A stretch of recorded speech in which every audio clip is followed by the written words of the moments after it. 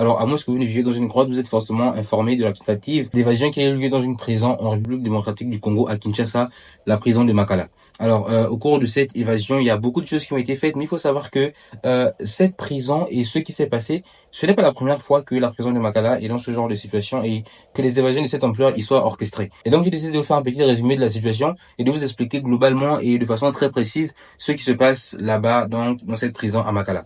Et donc, avant tout propos, il est important de faire un petit historique et de comprendre réellement c'est quoi cette prison. Alors, c'est parti les gars, n'hésitez pas avant tout de vous abonner si vous ne l'avez pas encore fait, d'activer la cloche de notification et de me laisser un petit commentaire dans la section commentaires. J'y répondrai. On est parti.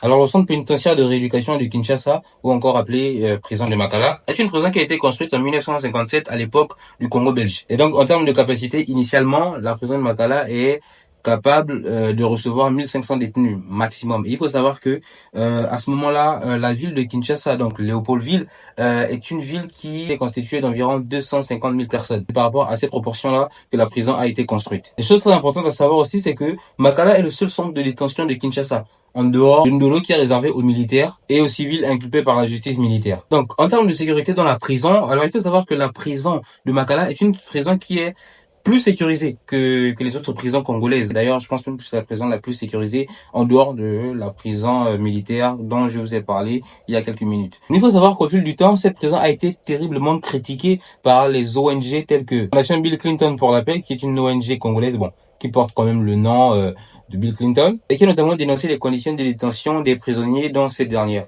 Donc les autorités congolaises étaient censées améliorer les conditions de détention des prisonniers en 2020, mais sauf qu'ils n'ont pas tenu à leur engagement et n'ont rien fait pour améliorer les conditions de détention des prisonniers dans ces derniers. Et sans compter qu'en dehors de cet aspect, les prisonniers ils sont très mal nourris et leurs droits fondamentaux ne sont clairement pas respectés dans cette prison. Et dans un récent rapport publié en 2023 par la Fondation Bill Clinton pour la paix, on y découvre notamment qu'en 2023, plus de 505 détenus ont perdu la vie dans les murs de cette prison. Et une des choses qui choque aussi dans la prison de Makala, c'est que, rappelez-vous, je vous ai dit en début de vidéo que cette prison, lorsqu'elle a été construite en 1957, elle avait une capacité d'accueil de 1500 personnes parce que la ville était relativement petite et la population était de 250 000 habitants. Mais aujourd'hui, Kinshasa compte plus de 17 millions de personnes. Donc, avoir une prison de seulement 1500 places pour une population de 17 millions de personnes, c'est clairement infaisable et clairement impossible. Et ce qui fait qu'aujourd'hui, selon des rapports très très sérieux, la prison de Makala accueillerait entre 14 000 et 15 000 détenus pour une prison qui n'est capable que d'en accueillir 1500. Le nombre de prisonniers à Makala est 10 fois plus important que la capacité réelle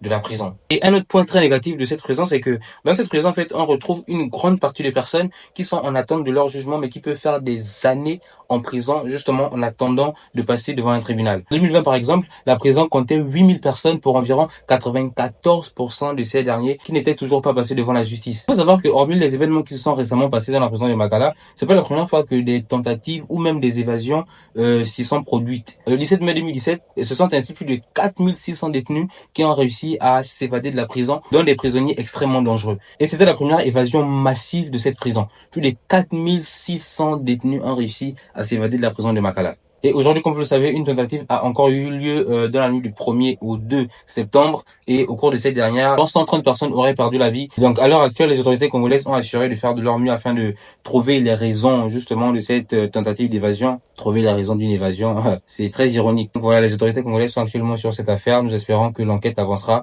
du mieux possible. Et surtout que l'État congolais décidera enfin d'aménager des prisons bien plus aux normes afin d'accueillir ce surplus de détenus dans la prison de Makala, afin que ce genre de choses ne puisse plus jamais se reproduire à l'avenir.